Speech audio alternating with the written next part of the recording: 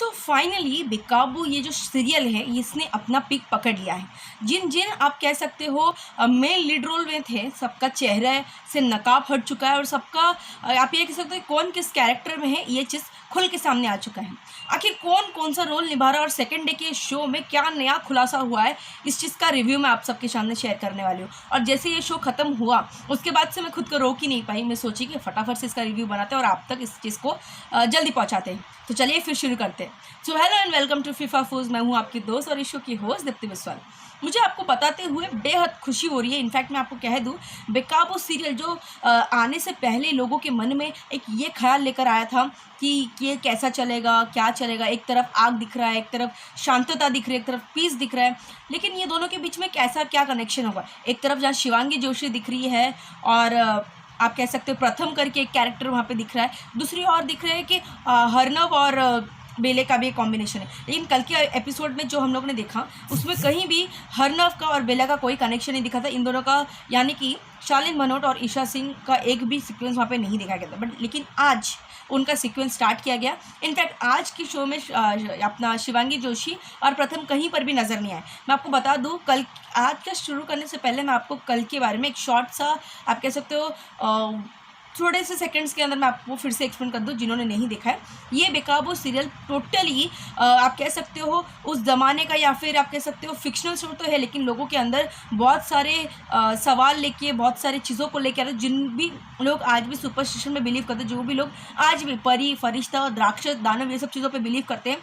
वो अगर ये सीरियल देखेंगे तो कहीं ना कहीं सीरियल के हर एक चीज़ों को सच मानने लगेंगे। इस चीज़ आज के सीरियल में उन्होंने ये देखा कि कल जब शिवांगी जोशी जो कि महापरी की परी का रोल निभा रही थी, वो धरती पे आती है, किस तरीके से अपना काम, अपना कर्तव्य निभाती है, एक राक्षस का तपस्या भंग करती है। क्योंकि परी लोग के पास आप कह सकते हो जैसे कि नागिन शो में, एकता कपूर के नागिन शो में हमने देखा कि सारे नागिन नागमणि के लिए लड़ते, उस तरीके से आज बेकाबू का जो शो है इसमें दिखाया गया लोग अस्त्र शस्त्र के लड़ रहे। यस, जो उनका एक आप कह सकते हो पावरफुल अस्त्र है, जिसके लिए असली शस्त्र जिसको कह रहे हैं इस शो में, उसके लिए लड़ रहे हैं। यहाँ राक्षस उसे पाना चाहते हैं तो वहीं परी लोग और देवता उसे अपने तक ही रखना चाहते हैं। ये चीज़ परी लोग के तक ही है और वो अपने तक ही रखना चाहते हैं। और वो चीज़ पाने के लिए जो आप कह सकते हो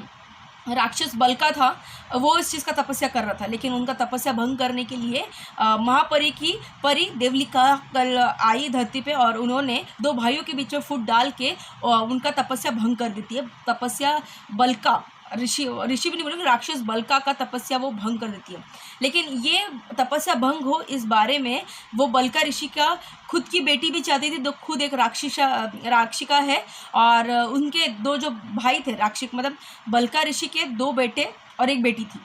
तो उनकी जो बेटी थी वो खुद नहीं चाहती थी कि उनका दो भाई भी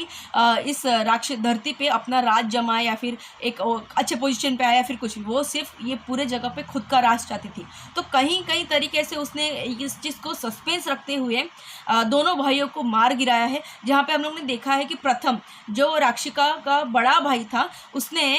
धोखे से महापरी की बेटी परी देवलिका से शादी कर लिया था, जिस वजह से नाराज़ हुई परी देवलिका ने उसका हत्या कर दिया और उसको धरती लोक पे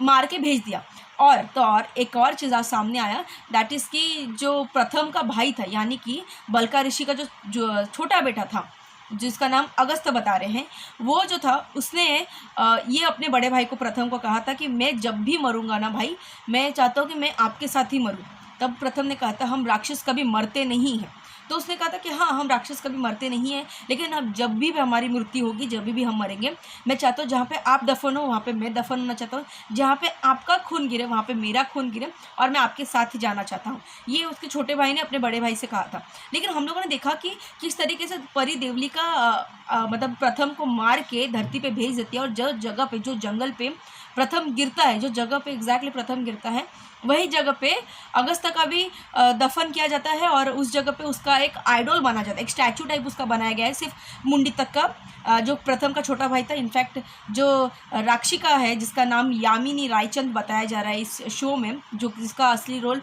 मोनालिसा प्ले कर रही है, वो वहाँ पे दिखाया गया है कि वो फीमेल राक्षस का रोल निभाते हुए उन्होंने दिखा इस शो में। आज के इसमें शो में दिखाया कि असली मोनालिसा जो है, जो राक्षिका का रोल निभा रही है, जो राक्षस का रोल निभाती है, वो फीमेल राक्षस का, उसके 3 बेटे हैं और साथ ही जो उनके 2 भाई थे। 2 भाई में से एक भाई प्रथम जो बड़ा था वो तो उसको तो परी देवलिका ने मार गिरा, बट उसका जो छोटा भाई था उसके थ्रू से उसको एक बेटा था, उसके छोटे भाई का एक बेटा था जिसका रोल निभाया है शालीन भनोट ने। जी हाँ, हरनव का रोल निभाने वाला कोई और नहीं, राक्षस का बेटा, जो राक्षस का छोटा बेटा, आप कह सकते हो अगस्त का बेटा हरनव, ये रोल में दिख रहे हैं शालीन भनोट। और वो रोल का जो एंट्री होता है शालीन भनोट का, जिस तरीके से यहाँ पे एंट्री होता है वो भी बहुत खास होता है, क्योंकि शालीन भनोट कहीं ना कहीं एंट्री करते बहुत सिंसियर, बहुत शांत स्वभाव के होके, कहीं ना कहीं ये कनेक्शन ऐसा दिख रहा है कि परी देवलिका और ये अपना शालीन भनोट यानी कि हरनव का कोई कनेक्शन रहा है, या फिर इनके बीच में माँ बेटे का कोई रिलेशन आगे चल के देख सकते हैं। लेकिन अब इस बात का पूरा क्लियरेंस आज के एपिसोड में नहीं हो। आज के एपिसोड में सिर्फ इतना दिखा, हरनव यानी शालीन भनोट जो एक राक्षस के ही बेटे हैं, उनके अंदर राक्षस का कोई गुण नहीं है, बल्कि वो बहुत शांत है, बहुत धीरा नम्र आप कहते हैं स्वभाव के हैं। वही और यामिन यानी कि जो फीमेल राक्षस है और उसके जो 3 बेटे हैं वो 1 नंबर के आप कह सकते हो राक्षस चरित्र के साथ ही आए हैं, जो हमेशा हरनव को टॉर्चर करते, मारते हैं और उसको अपने वश में करने की हमेशा कोशिश करते हैं। तो इस दौरान हम लोगों ने ये देखा कि जब एक कॉलेज में फंक्शन होता है, 3 बेटे कॉलेज गोइंग स्टूडेंट हो चुके रहते हैं, शालीन भनोट भी उनमें से एक है। तो ये 3 बेटे जब कॉलेज फंक्शन में जा रहे होते हैं, कॉलेज में एक इवेंट हो रहा होता है, और उस इवेंट में यामिनी को यानी कि वो फीमेल राक्षस को जब आप कह सकते हो उस इवेंट में एज ए चीफ गेस्ट करके बुलाया गया था। उस इवेंट में एक कंपटीशन था, एक स्टोरी के ज़रिए से, एक फेरी टेल की स्टोरी के ज़रिए से सबको अपना अपना सॉन्ग प्रेजेंट करना था, और उसकी चीफ गेस्ट बनी थी असली मोनालिसा यानी कि यामिनी रायचंद, जो यहाँ पे फीमेल राक्षस की रोल निभा रही है। इस बीच मैं आपको एक दूसरे सीक्वेंस के पास लेके चली जाती हूँ।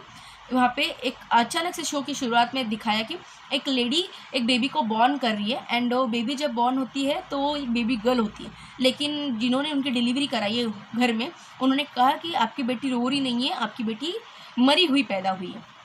तो वो जो डिलीवरी की है जिस औरत ने, वो बहुत रोती है, बिलखती है, लेकिन उसी वक्त उसका पति आता है, ड्रिंक किया हुआ रहता है, और उसने देखा कि उसकी बेटी मर गई। तो उसने बोला कि अच्छा ये मर गई है, क्योंकि इसका खर्चा कौन झेलता, और लड़की को आजकल कौन पढ़ाता है, कौन लिखाता है, कौन आगे बढ़ाता है, लड़की तो हुई, मर गई, अच्छा है। और वहीं पास के एक नदी में वो उसको फेंकने जाता है, मतलब अपने बालकनी के साइड से उनका एक नदी दिखाया गया है जहाँ पे वो फेंकने जाता है, और उस दौरान एक चमत्कारी टाइप दिखाया है कि चांद की जो रोशनी है उस बच्चे पे आ गिरती है, उसके बाद से वो बच्ची रोने लगती है। तो उस माँ ने उस अपनी बच्ची को लेके कहा कि ये मेरे लिए एक फरिश्ता की तरह है, और मेरी बेटी आज रोही, ये मेरे लिए फरिश्ता बन के आई है,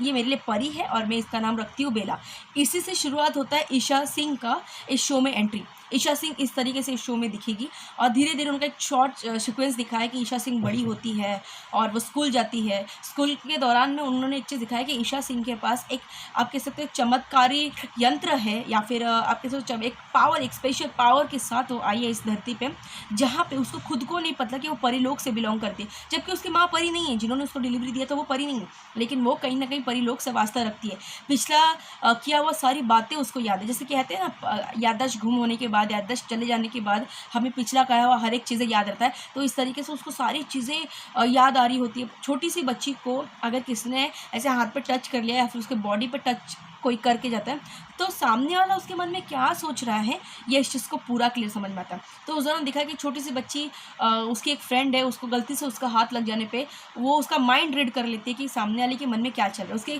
और एक फिक्शन वाइज से, एक ड्रामेटिक वे से दिखाया है कि उसके कान में ऐसा बज टाइप होता है, एंड आफ्टर दैट वो जान जाती है कि जिसने उसको टच किया उसके मन में क्या चल रहा है। और यही चीज़ को कंटिन्यू करते करते धीरे धीरे दिखाया है कि कॉलेज में पढ़ने वाली हो गई है, वो कॉलेज जाने लगी है, और वो जो बेला है, उनकी जो मॉम है, यानी कि ईशा सिंह की जो मॉम के किरदार में है, वो अपने बेटी को एक कंपटीशन के लिए रेडी कर रही है। एक आप कह सकते हो सिंगिंग कंपटीशन, सिंगिंग में नहीं बोलेंगे, एक पोइट्री कंपटीशन के लिए उनको रेडी कर रही है, जहाँ पे सबको खुद का पोएम लिखना है और चीफ गेस्ट के सामने प्रेजेंट करना है। तो उनकी मॉम उनको कहती है, बेला की मॉम उसे कहती है, उसकी माँ उसे कहती है कि बेटा तो आज का कंपटीशन प्लीज़ जीत ले, क्योंकि अगर तू कंपटीशन जीत गई तो शायद तेरा कॉलेज का फीस माफ़ हो जाए और तेरे को स्कॉलरशिप मिल जाए। और बेला बहुत शांत स्वभाव की रहती है और खुद पे वो कॉन्फिडेंट लेके बोलती है कि माँ मुझे पता है कि मैं ये कंपटीशन जीत जाऊँगा। इस दौरान उसकी माँ पूछती है कि बेटा तूने क्या पोएम लिखा है, ज़रा मुझे दिखा दे। तो उस दौरान बेला दिखाती है कि एक चार्ट पेपर पे बहुत अच्छा सा प्यारा सा ड्राइंग किया है, जहाँ पे जिस तरीके से कल परी देवलिका यानी शिवांगी जोशी जैसे जिस तरीके से एंट्री लेती है परी लोक में, अपना चेहरा दिखाती है,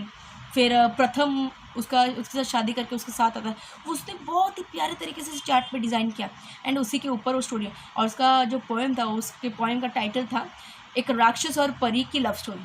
अबे ये कहीं ना कहीं इतना तो इत्तेफाक नहीं हो सकता, तो कहीं ना कहीं इस बात से ये अंदाज़ा लगाया जा सकता है कि कहीं ना कहीं आगे चल के इस बात का लिंक निकाला जाएगा कि शिवांगी जोशी देवी आई मीन परी देवली का जो है, इनका कोई ना कोई रिलेशन या कोई ना कोई लिंक आप कह सकते हो इनके साथ, यानी कि बेला के साथ रहेगा। क्योंकि बेला जब भी सोती है उसको हर दिन एक ही सपना आता है कि वो परीलोक में जा रही है, चल रही है, परीलोक का डांस कर रही है, ऐसे सब चीज़ें। अभी इस बीच एक और चीज़ें जो देवलिका आई मीन बेला का सामने आता है वो ये है कि वो एक कॉलेज जाती है, कॉलेज में जाके अपने पापा के बॉस की लड़की को बोलती है कि अपने बॉस की बेटी को बोलती है कि आपको सर ने बुलाया है, आपको चलना पड़ेगा। तो उस दौरान वो मिस उत्तराखंड के कंपटीशन के लिए प्रिपेयर कर रही होती है, तो डांस कर रही होती है। लेकिन वो गुस्से में आके उसने कहा कि तूने सबका मूड ख़राब कर दिया, अभी डांस करने का मूड ही नहीं है, तो एक काम कर, तो हमें डांस करके दिखा। और बेला यहाँ पे बहुत संस्कारी इंडियन कल्चर की लड़की जो नॉर्मल चूड़ीदार पहनते हुए, दुपट्टे वाले कपड़े पहनते हुए दिखी है। बेला का शुरुआती वैसा हुआ है, मतलब ईशा सिंह का जो मेन फेस दिखाया गया है वो उस तरीके से दिखाया है, एक इंडियन आउटफिट के साथ। वहाँ पर उसको चैलेंज किया गया है कि तू डांस करके दिखा। और बेला पहले बहुत डर जाती है क्योंकि उसने ये कहा कि मुझे तो नॉर्मल डांस भी नहीं आता, मेरा इसमें आप कह सकते हो अनुभव ही नहीं, मैं कैसे नाच के दिखाऊं। लेकिन फिर भी बेला एक कदम उठाती है और वो डांस करने के लिए चली जाती है। और उसने इतना बखूबी डांस किया कि वो जो 3 लड़कियां बैठ के उसको देख रहे थे कंपटीशन में नहीं बोल सकते, स्टेज पे देख रहे थे, उन लोग की आंखें चकाचौंध की चकाचौंध ही रही है। वो ऐसे थी कि ये लड़की में भी टीवी देख के या फिर कोई शो देख के इतना अच्छा सा डांस करने लगी है या कुछ और तो चमत्कारी है जिस वजह से ये इतना अच्छा नाची है। उस दौरान वो लड़की जो उनकी बेला के बॉस की बेटी है, उसके और 2 फ्रेंड्स भी वहाँ पे शामिल थे। उन्होंने बोला कि तुम अप्सरा जैसी डांस कर रही हो, तुम बहुत प्यारी लग रही हो डांस करते हो। तब उसने बेला ने कहा शायद मेरा अप्सरा से कोई लिंक्ड है, शायद मेरा अप्सरा से कुछ लेना देना है, मैं अप्सरा की दुनिया से बहुत ज़्यादा लिंक्ड करती हूँ। इस दौरान सुनने के बाद उनकी बॉस की बेटी जो थी वो बोल रही ऐसा कुछ नहीं होता, ये अप्सरा की बात है, सिर्फ फिल्मों में ही अच्छी लगती है, रियल ज़िंदगी में इसका कोई अस्तित्व नहीं है। फिर बेला सोचती है कि मेरी माँ भी मुझे ये चीज़ कहती है कि ये दुनिया होती ही नहीं, जब परियों की दुनिया और राक्षसों की दुनिया होती नहीं है तो मैं क्यों इस चीज़ों के बारे में सोच रही हूँ, क्यों इस चीज़ों के बारे में ज़्यादा अपना दिमाग लगा रही हूँ। फिर भी बेला सोचते सोचते इस बात का लेके घर जाती है और वो दिन आ जाता है जब कंपटीशन की बारी आती है, वो पोइट्री की बारी आती है, जिस चीज़ के लिए आप कह सकते हो राक्षिका यामिनी रायचंद वहाँ पे जाके पहुँचती है गेट के पास। और तभी देखा जाता है कि शालीन भनोट के यानी कि हरनव के ट्रक अटकने के वजह से यामिनी का गाड़ी आगे पास आउट नहीं हो पाता है। और जब भी यामिनी का गाड़ी आगे पास आउट नहीं हो रहा है तभी यामिनी के जो 3 राक्षस के जो 3 बेटे हैं वो शालीन भनोट के ऊपर बहुत गुस्सा करते हैं, लेकिन वो अपनी माँ के सामने नहीं, यानी कि यामिनी के सामने नहीं दिखा पाते। तभी शालीन भनोट यानी हरनव यामिनी को देख के कहता है बुआ मैं ट्रक नहीं हटा पा रहा हूँ क्योंकि ट्रक के नीचे बिल्ली है और बिल्ली को तकलीफ़ पहुंच सकता है अगर मैं ट्रक हटा दिया तो यामिनी जाती है कोई बात नहीं बेटा, और वो सबके सामने अपना रेपुटेशन बनाने के लिए हरनव से यानी शालीन भनोट से बहुत प्यार से बात करती है। और वो बिल्ली के पास जाके नीचे झुक के उनको ऐसी आंखें दिखाती है कि बिल्ली भी समझ जाती है और बिल्ली भी वहाँ से चल बसती है, वो निकल जाती है। फिर यामिनी का एंट्री होता है, वो कॉलेज में जाती है, चीफ गेस्ट बन के जाती है। और चीफ गेस्ट के दौरान जब उसको इंट्रोडक्शन देने के लिए बोला उसे, तब उसने बोला कि इस शहर में मैं काफ़ी समय से हूँ, लेकिन इस शहर ने मुझे बहुत कुछ दिया लेकिन मेरे से मेरे 2 भाइयों को छीन लिया है। और वो 2 भाई कोई और नहीं, प्रथम और अगस्त्य हैं। और जहाँ पे ये समझ में आ रहा है कि प्रथम को तो परी देवलिका ने मार गिराया है, लेकिन ये जो उनका दूसरा भाई था, जो छोटा भाई था, उसके पीछे, उसके मर्डर के पीछे का रहस्य कुछ और है। कहीं ना कहीं ये आइडिया लगा जा रहा है कि उसकी मर्डर यामिनी ने किया रहेगा। वो क्यों किया रहेगा मैं आपको आगे के सीक्वेंस में बताती हूँ। इस दौरान देखा गया कि जो बेला थी वो अपना पोइट्री पेश करने जाने वाली थी। उस दौरान उस शो की जो आप कह सकते हो उस कॉलेज की जो सबसे हॉटेस्ट लड़की है उसका नाम मलिका के रूप में सामने आया है। ये जो यामिनी है, यामिनी का जो सेकंड बेटा है, उसको वो लड़की बहुत ज़्यादा पसंद आती है। और यामिनी को, मतलब यामिनी के एंट्री से पहले उस मलिका को जाके बोला कि मेरी मॉम आज के शो की चीफ गेस्ट है, तुम एक काम करो, तुम आज कुछ भी करके कंपटीशन में हिस्सा लो और पोइट्री इतना अच्छा दो कि मॉम तुम्हें पसंद करने लगे और तुम मॉम को ज़्यादा पसंद आने लगो और हमारी बात आगे चल सकती है। तब वो ज़बरदस्ती बेला से अपना वो चीज़ ले लेती है, आप कह सकते हो वो चार्ट और वो पोइट्री का वो जो सॉन्ग था वो ले लेती है और वो खुद प्रेजेंट करने लगती है। और बेला इतनी भोली है, इतनी सिंसियर वाला रोल यहाँ पे उसने निभाया है कि वो उसको रोक भी नहीं पाती है। और बेला को उसने ये भी कह दिया कि कॉलेज फीस की सी बात है ना, कॉलेज की फ़ीस का तू टेंशन मत ले, कॉलेज का फ़ीस मैं पापा को कह के भरवा दूँगी। क्योंकि बेला से लेने वाली जो लड़की थी, जो मलिका जो लेने वाली लड़की थी, वो कोई और नहीं थी, बेला के पापा के बॉस की बेटी थी, जिसने डांस के टाइम पे उसको ये कहा था कि तू अप्सरा जैसी नाचती है, वही लड़की थी जो ये सब चीज़ों को लेके बोली। क्योंकि कॉलेज में सबको पता था कि कॉलेज तो बहुत अच्छा है और कॉलेज में बहुत टॉप मोस्ट आदमियों के बच्चे पढ़ते, लेकिन बेला उतने टॉप क्लास की नहीं थी, लेकिन स्कॉलरशिप की बदौलत और मेहनत के बदौलत उसको उस कॉलेज में हिस्सा मिल गया था। इस दौरान ये एक ख़ास बात सामने आया था कि बेला सोची जा रही है कि मैं शायद माँ सही कहती है, मैं इस दुनिया की नहीं हूँ, मैं कुछ अलग ही दुनिया की सोच रही हूँ, लेकिन माँ मुझे हंस के कहती है। लेकिन कहीं ना कहीं मैं बात को रिलेट कर सकती हूँ, क्योंकि अगर मैं इस दुनिया की होती तो मैं इस दुनिया के लोगों जैसे क्यों नहीं सोचती हूँ, इस दुनिया के लोगों की तरह मैं स्वार्थी क्यों नहीं, मैं क्यों हमेशा खुद से पहले लोगों के बारे में सोचती हूँ। इस दौरान बेला का ये सीक्वेंस यहीं पर ख़त्म होता है और मैं लेके चलती हूँ आपको हरना वाले सीक्वेंस में। हरना वाले सीक्वेंस में ये दिखाया गया है कि यामिनी के जो 3 बेटे हैं, इन्होंने एक रूम में बंद करके हरनव को बहुत मारा, यानी कि शालीन मनोहर को बहुत मारा। वो उसको ज़रा भी पसंद नहीं करते और 3 लड़कों से सबसे ज़्यादा छोटा आप कह सकते हो हरनव है। 3 लड़के अलग हैं, हरनव अलग है। 3 लड़के जो है वो यामिनी के बच्चे हैं, हरनव जो है वो अगस्त्य का बेटा है, जो इस दुनिया में अभी नहीं है। तो उस दौरान उसको बहुत मारते हैं और शालीन मनोहर बहुत बार, यानी कि हरनव बहुत बार ये कहते हुए सुना है कि भाई माफ़ कर दो, आगे से नहीं होगा, आगे से मैं बुआ का कार कभी नहीं रोकूंगा। और जस्ट बिकॉज यामिनी को 2-3 मिनट लेट हो गया गेट के अंदर एंट्री लेने से, उस वजह से उसके बच्चे बहुत गुस्से में आके शालीन मनोहर के ऊपर आप कह सकते अत्याचार कर रहे होते, मार रहे होते और उसको इस कदर मारते हैं कि यामिनी को भी इसके ऊपर बहुत गुस्सा आता है। यहाँ तक कि यामिनी ने अपने बच्चों को फटकार लगाते हुए कहा कि क्यों तुमको सिर्फ इतना कहा था कि हरनव को तुम डरा के रखो, धमका के रखो, अपने वश में करके रखो, ना कि उस पर इतना अत्याचार करो कि वो मर जाए। उसको मारना नहीं है। अभी क्यों नहीं मारना है मैं आपको बता दूं, क्योंकि कहीं ना कहीं इस सीक्वेंस में ये दिखाया गया है कि हरनव का 1 साल और जब उसका हरनव का जब दूसरा बर्थडे आएगा तो उस साल के बर्थडे के बाद हरनव के अंदर वो राक्षस के सारे गुण आ जाएंगे, राक्षस के वो सारे पावर आ जाएंगे, जिसके बाद यामिनी से भी ज़्यादा बढ़कर उसके अंदर पावर आ जाएगा और वो शायद यामिनी के ऊपर भी राज करने लगे। और यामिनी को ये चीज़ ज़रा भी हजम नहीं हो रहा, आप कह सकते हो गवारा नहीं जा रहा है कि मेरे से बड़ा राक्षस भी कोई आएगा, मेरे से बड़ा भी कोई होगा और जो इस चीज़ को हैंडल करेगा, इस चीज़ को देखेगा, इसलिए वो नहीं चाहती है। और यामिनी ने अपने बेटे को फटकार लगाते हुए ये भी कहा है कि आज भी धरती पे गिने चुने राक्षस ही रह सकते हैं, हमारा असली जगह जहन्नुम में है, जहाँ पे नरक के अलावा और कोई चीज़ नहीं। वहाँ पे तड़पने से अच्छा है कि हम धरती लोक पे अपना राज जमाएं और अपने को वही जो हमें वही असली यंत्र लेना है, जिसके बदौलत ही हम धरती लोक पे राज कर पाएंगे और रह पाएंगे। तुम अगर इस तरीके से किसी को मारना चाहोगे, किसी को तड़पाना चाहोगे तो नहीं होगा। अगर तुम इंसानी खूनी के पीछे इतने पागल हो तो किसी को अधमरा करके मत छोड़ो, उसको पूरा मार दो। यानी कि हमने देखा है कि राक्षस हमेशा इंसानों को मारने के पीछे दौड़ते हैं और इंसान का खून पीना राक्षस का आप कह सकते हो एक फेवरेट फूड होता है। तो उन्होंने ये भी कहा कि अगर तुम्हें इंसानी खून पीने का शौक हो, मन हो, तो सामने वाला जो भी इंसान है उसको अधमरा करके मत छोड़ो, उसको पूरा मार गिराओ, और ताकि देखने वाले को ये लगे कि किसी जानवर ने ये चीज़ किया है, ना कि किसी इंसान और कोई राक्षस ने आके इसके साथ यह हत्या किया। इस दौरान देखा गया है कि हरनव अपने पापा यानी अगस्त्य के वो आइडल के पास नीचे जाके बैठता है और बहुत रोता है। वो कहता है कि पापा मुझे बहुत बुरा लग रहा है, मैंने आपको कभी देखा नहीं है और मुझे ये भी नहीं पता कि मेरे साथ ऐसा क्यों हो रहा है, आप मुझे छोड़ के क्यों चले। बहुत इमोशनल होकर अपने डैड से वो बातें कर रहा होता है। और इस दौरान उसने ये भी कहा कि मैंने सुना है कि आपके बड़े भाई यानी प्रथम चाचू आपको बहुत ही ज़्यादा सपोर्ट करते थे, आपके लिए हमेशा स्टैंड लेते थे, आपके साथ हमेशा रहते थे, लेकिन मेरे भाई वैसे नहीं है। मेरे भाई हमेशा मुझे क्यों मारते हैं, मेरे भाई हमेशा मुझे क्यों परेशान करते हैं, तो पापा आप क्यों चले गए मुझे छोड़ के, और मैं अभी क्या करूं, मुझे कुछ समझ में नहीं आ रहा है। और इस दौरान हरनव को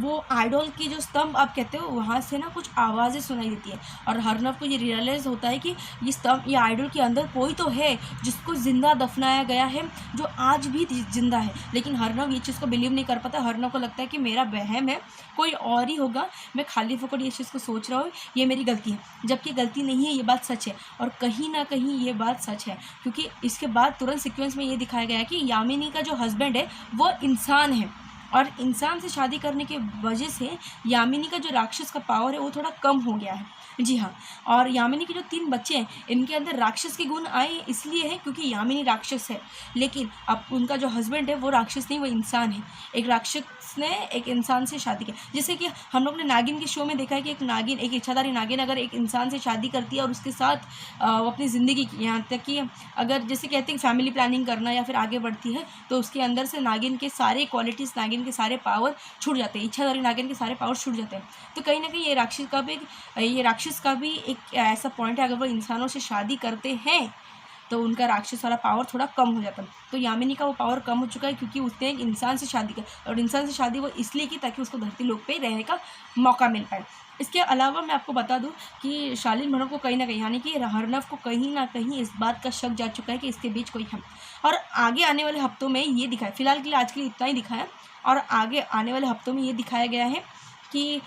ईशा सिंह यानी कि जो बेला है उसको ये रियलाइज़ होता है कि आखिरकार राक्षस होते हैं क्या, और वो इस तरफ देखा जाएगा कि हरनव के अंदर वो स्पेशल पावर आ गया है कि वो लोगों को मारने लगा है, लोगों से आप कह सकते हो अच्छे वे से लोगों से डील कर रहा है, जो भी बेवजह उसके ऊपर अत्याचार कर रहे हैं वो सारी चीज़ों से डील कर रहा है। अभी तक सबसे मार खाने वाला इंसान खुद सबको मुंह तोड़ जवाब देते हुए नजर आया है। वही और से बेला की बात कर ले तो बेला को ये रियलाइज़ हो रहा है, उसके सपनों में जो सारे ब्लरी चीज़ें दिख रहे थे वो उसको क्लियर दिखने लगे, और उसको ये रियलाइज़ हो गया कि परी लोग भी होती है और मैं शायद इस दुनिया की नहीं हूँ, मैं शायद दूसरे धरती से आई हूँ। इस बात का पता अभी बेला लगाने वाली है, लेकिन आगे आने वाले हफ्तों में देखना बहुत खास हो जाएगा कि बेला और हरनव का लव स्टोरी कैसा होगा, क्योंकि स्टार्टिंग के सीक्वेंस में ये दिखा दिया था कि परी देवलिका और प्रथम, ये जो 2 लोग थे, जो राक्षस और परी, ये 2 लोग का मिलन हुआ था, और उसके बाद परी देवलिका गुस्सा आने के बाद वो प्रथम को मार देती है। इनका कहीं ना कहीं अंश, वो कहते हैं ना प्यार भले ही ख़त्म हो जाए, मतलब प्यार का भले ही आप कत्ल कर दो लेकिन प्यार कभी ख़त्म नहीं होता। तो इस दौरान इस सीक्वेंस को लेके शायद बेला और हरनव इस बात को आगे बढ़ाने वाले हैं। फिलहाल आज के एपिसोड में शिवांगी जोशी यानी परी देवलिका का कोई भी सीक्वेंस नहीं दिखा गया। शायद इस शो के मेन लीड में आप देख सकते हो हरनव को और बेला को, यानी शालीन भनोट और ईशा सिंह को, जो इस शो के पूरे एंडिंग तक इस चीज़ को कंटिन्यू करने वाले। आज का एपिसोड पूरा धरती लोक के ऊपर था। आज के एपिसोड में कोई भी आप कह सकते हो परी लोग या किसी और चीज़ का इंक्लूडेड नहीं था। फिलहाल के लिए बस इतना ही, और रिव्यू के लिए आप हमें फॉलो करिए और देखते रहिए फीफा फुल्स।